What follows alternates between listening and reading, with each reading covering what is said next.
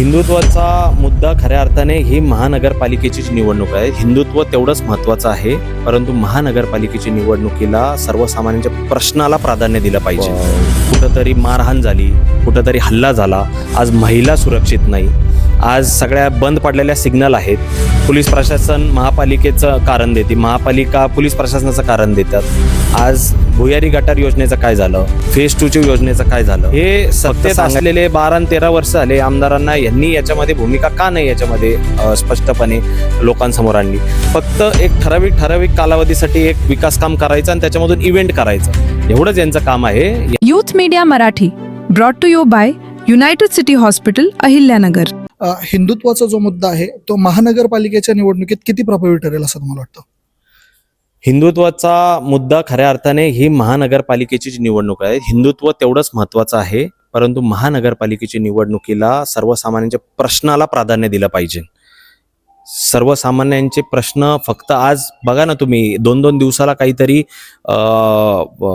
कुठंतरी मारहाण झाली, कुठंतरी हल्ला झाला, आज महिला सुरक्षित नाही, आज सगळ्या बंद पडलेल्या सिग्नल आहेत. पोलीस प्रशासन महापालिकेचं कारण देते, महापालिका पोलीस प्रशासनाचं कारण देतात.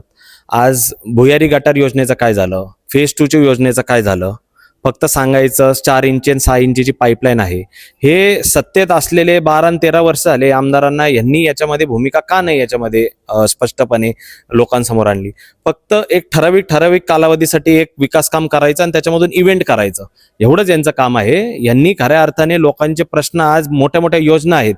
आज आम्हाला जर वाटतं तर मी आज माझ्या काळात सांगू शकतो की फेज 2ची जी योजना ती किती प्रगतीपथावर आम्ही नेली, परंतु 10% जर त्याचं काम राहिलेलं असेल, एक योजना जी 3 वर्षात पूर्ण होऊ शकते, तिला आज 15 वर्ष झालेली ती योजना आज प्रलंबित आहे. हे खऱ्या अर्थाने हे मूळ प्रश्न आहेत.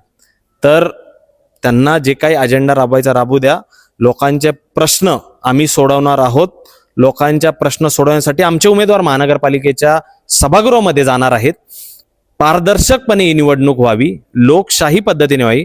जनतेच्या टॅक्सबद्दल, म्हणजे टॅक्स वाढवायचा जो विषय प्रशासनाने केला तो का केला, तो प्रस्ताव थांबवला का नाही केला, आणि नंतर ह्यांनीच जायचं आणि ते निवेदन द्यायचं, हे सगळे आम्ही बाहेर काढू. यांचा काय सगळा विषय आहे, हे कशा पद्धतीने राजकारण करतात येणाऱ्या निवडणुकीच्या काळामध्ये मी सांगाल ना काय सांगायचं.